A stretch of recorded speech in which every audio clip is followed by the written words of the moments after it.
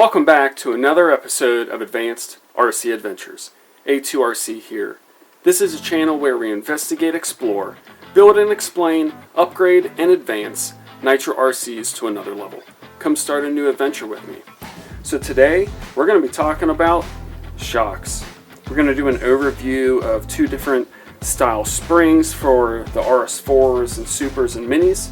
We're going to talk about three different style shocks and shock body themselves, and some we'll call maybe accessories or adjustment pieces that we have for them, including oil.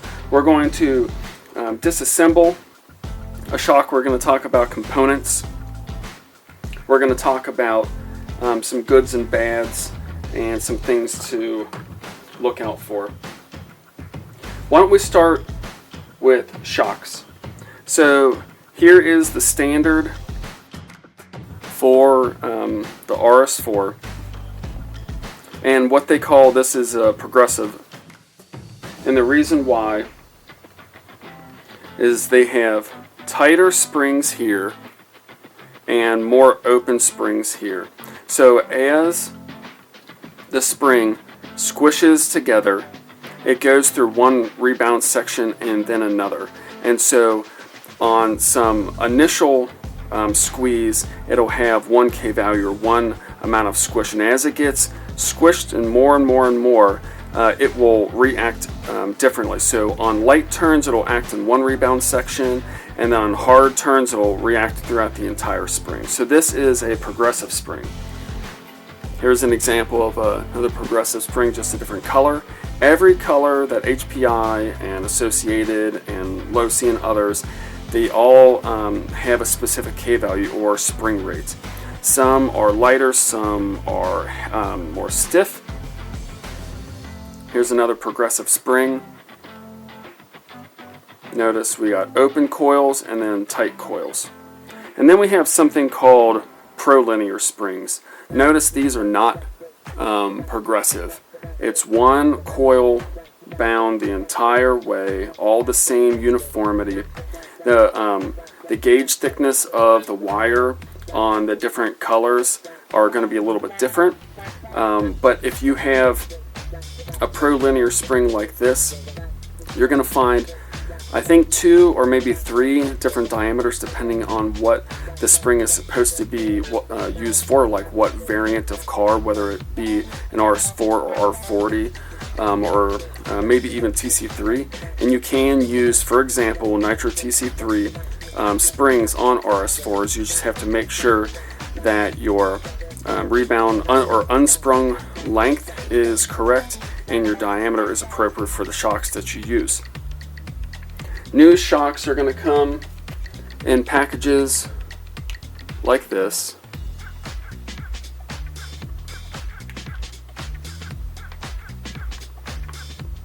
They have 2 springs inside with your card, and it'll have information on the card. This is prolinear spring. It's a 13 by 25 in red, and this has a spring force of 432 grams per millimeter, and they all have different ratings. Some are going to be more stiff or less stiff. So these black ones are the standard, and they're a relatively medium K value. So that squishes a certain amount. Then this purple one's actually a lot stiffer than the black one. And then this red one, well, when you feel them, it feels like maybe the red is slightly stiffer than the black, but I would have to take a look at the worksheet on springs for HPI to see which one is specifically a little bit more stiff. Here is the stock shock for the RS4 10 scale. We have an aluminum cap, we have a composite body, composite top and bottom. There's a composite retainer that has O-rings inside, a metal shock shaft, and inside of our shocks we have a piston assembly. We have the piston itself, which is made out of PTFE plastic, better known as Teflon, with some C-clips, the metal shaft itself, threaded on one side, and that gets assembled down inside of the shock. And then what happens is that the piston moves up and down inside of the shock, and there's fluid in there. And depending on the amount of holes or size of holes inside of the piston, as long as you have the same relative viscosity of the oil, the piston will move up and down a certain rate. And if you have thicker oil, then the piston's going to move slower. If you have smaller holes, then the piston's going to move slower. So the combination between the piston hole diameters, or the quantity, and the oil weight will depend on how fast or slow that piston compresses and rebounds.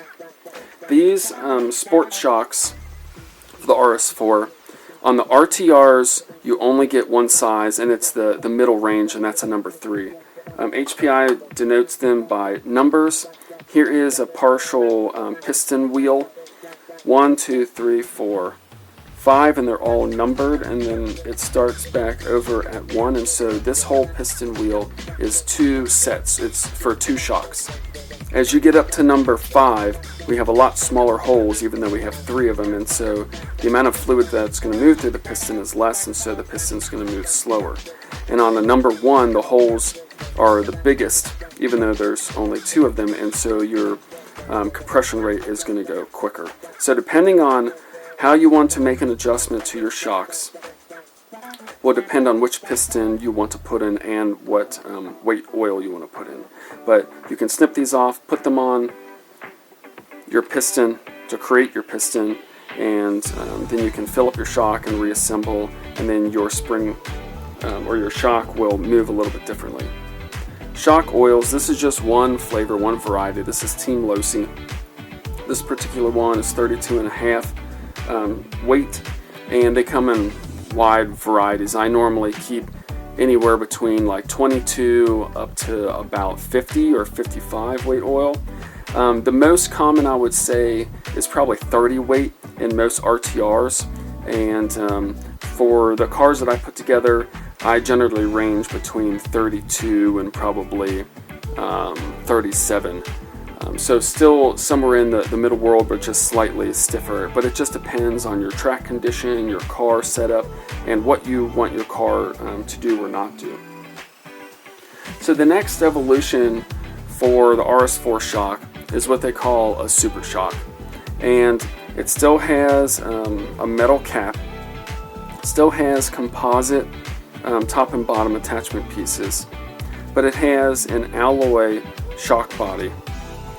It has a composite retainer.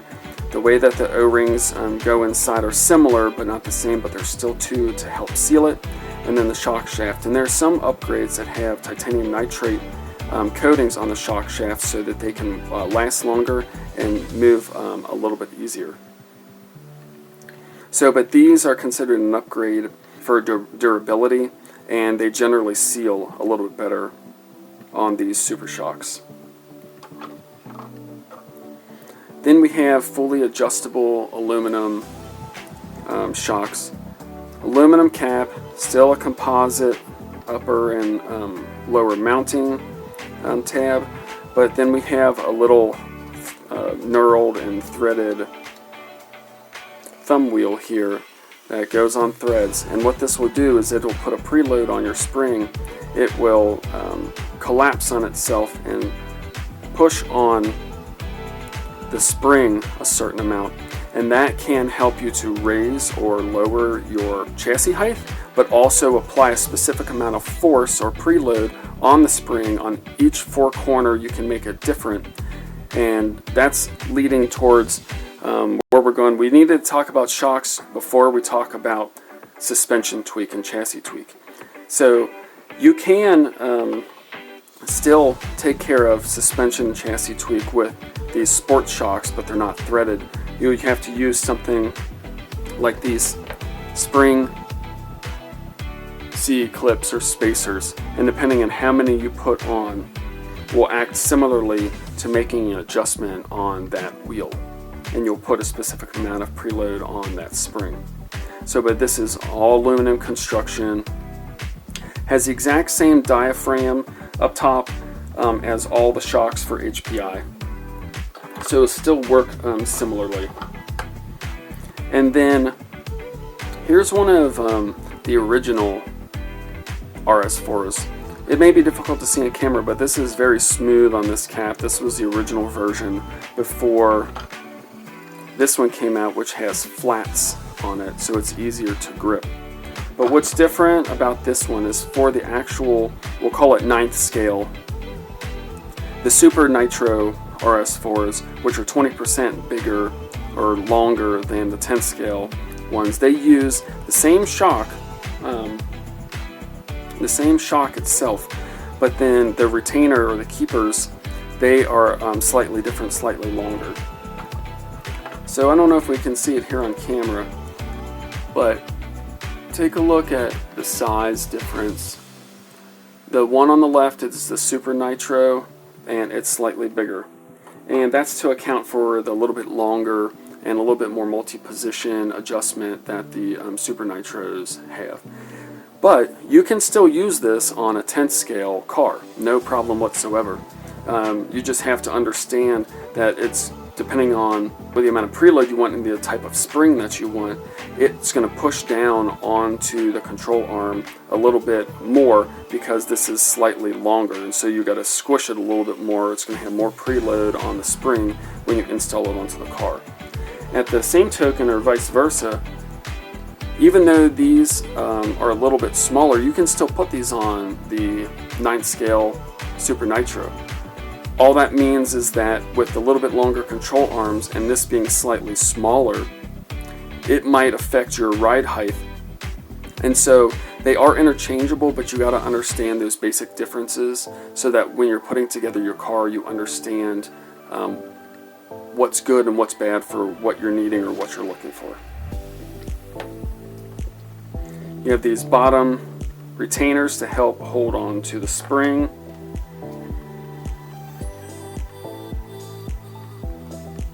On the Supers, on the Super shocks, not the Super Nitro shocks, these are vented for a little bit more lightweight, and the plastic material is a different composite than the sport shocks.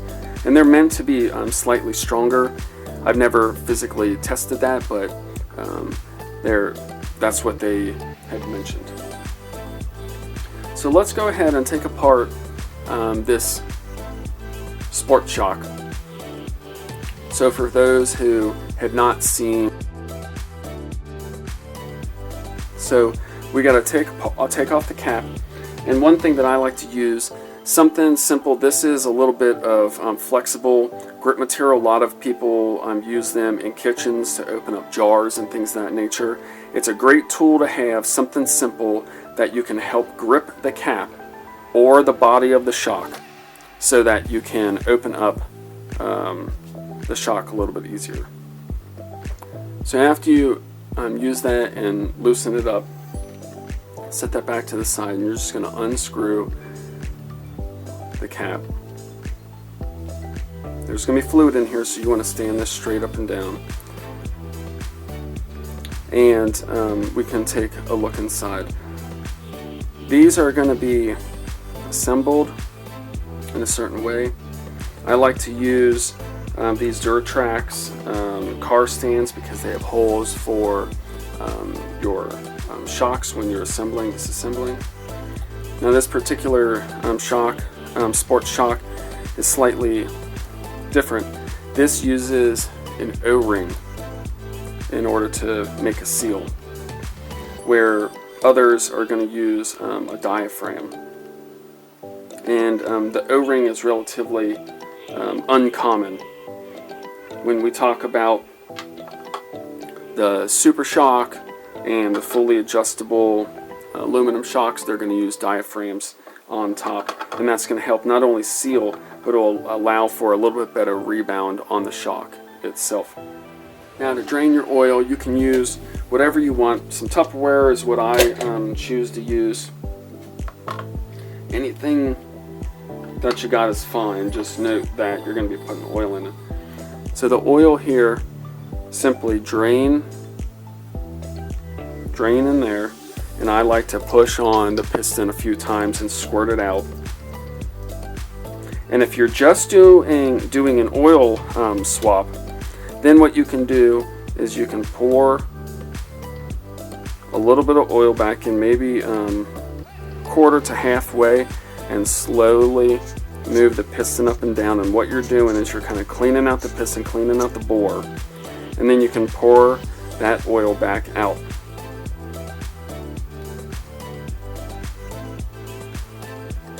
Then when you're ready, you're going to fill your shock cavity up most of the way, and you're going to take the piston from below and you're going to move it up slowly and pull it down fast. Make sure that your piston doesn't get close to the top, because if it grabs any air, it's going to squirt all over the place. So you move it up about maybe halfway, 2/3 up, and then you pull it down fast. And what's that doing is it's pushing all the bubbles in the bottom up, and then you're going to have to let that sit for a period of time. Depending on how you want to do it, and depending on how thick the viscosity of the oil is, it could be anywhere between maybe 10 minutes and an hour, or perhaps overnight, depending on how big the shocks are. Like if you're using it on monster truck shocks or something of that nature, you're just going to have to take a look and make sure that all the bubbles have been removed. And then it just goes back in reverse order. But so if you want to take apart all of it, you're going to take off this bottom piece. You're going to push out the piston. You can take the piston out and replace the actual PTFE piston itself, or if the shock shaft is damaged or bent, you can replace that, and then you put it back in, fill it up, let it sit, and then you're going to put your shock cap back on. But before you do that, let's envision that all the bubbles have gone away. They haven't yet, but just for demonstration, I'm going to push this piston all the way up, so all of the oil, or most of the oil, is down here below. What you want to do is put in a drop or two more oil, so that when you look at it straight on, you can see a little dome amount of oil, but it's not spilling over. Then that way, you know when you're putting on your cap, it's going to spill out a little bit, but you know that there's no air or very little air trapped in. So you put on your cap. And another little trick, so there's a lot of ways to take care of shocks. If you want to have preload, then what you want to do is actually move this shaft down a certain amount.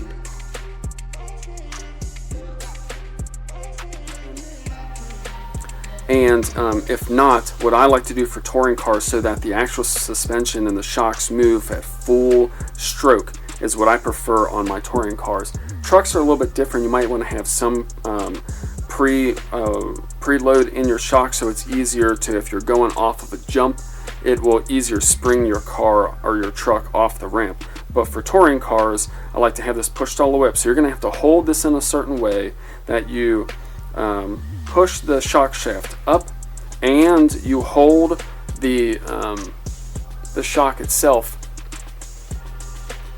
up, and you want to do it in a vertical way, so that if oil spills out, or you don't leak it out, you just want it to press out, and then you screw on your shock cap while you're pushing it all together. You're squeezing it all together. And then once you have that tight, then you can let go of the bottom and then come up here and do another little tighten. You only want to tighten it by hand. You never want to use a tool.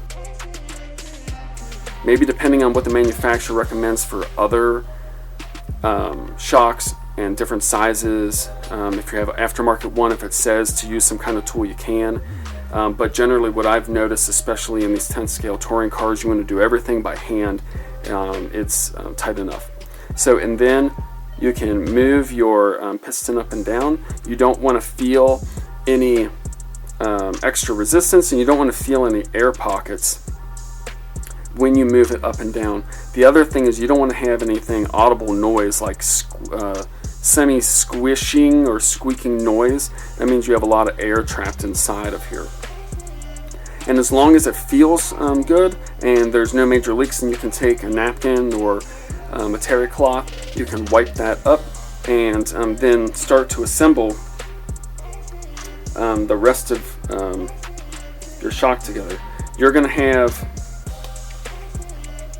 sometimes you're going to have this little retainer, you're going to have this spring keeper, then you're going to put your spring on. You're going to have to move down your shaft.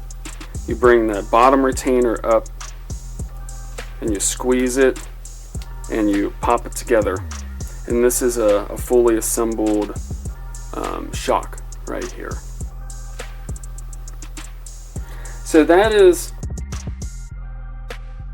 kind of a 101 or overview into shocks, and I felt it really important to do this overview and give a little bit of insight on at least one technique that I've been using for years for touring cars to eliminate preload on the interior of the shock itself, the way that I hold it and fill it up to get the air out. It's just up to you on what you want to do on the type of spring and the type of oil. Start with something in the middle. For example, you can use black springs on all four corners, but as a general rule, it's just a very general rule, is that you're going to have, for touring cars, you're going to have a stiffer spring on the front, and you're going to have a weaker spring on the back. And the reason for that is when your car is in a corner and the suspension is loaded up, you generally want to have that stiffer in the front so that you can be a little more nimble, and it's going to be more aggressive because all of the car weight and load is going to go onto one corner. You need that additional spring rate on the front. If it's too soft, then you should do a test. If you put a too soft spring on the front, then your suspension is going to be squishy and it's not going to react in the corners as well. So as a general rule, you want a thicker or more resistive, higher K-value spring in the front, and then something a little bit less in the back, or you can have equal in all four corners. But you'll generally start to slide out and lose grip if you have too thick or too resistive of a spring in the back. So again, this is all a prelude going into one of my favorite topics, and one of the very last steps that you do for your car before you get to run it for the first time, and that's setting up for a suspension tweak. Please feel free to like, share, and subscribe. If you like anything 10 scale, nitro, especially touring cars, then this is a place to be. So thanks for taking the adventure with me.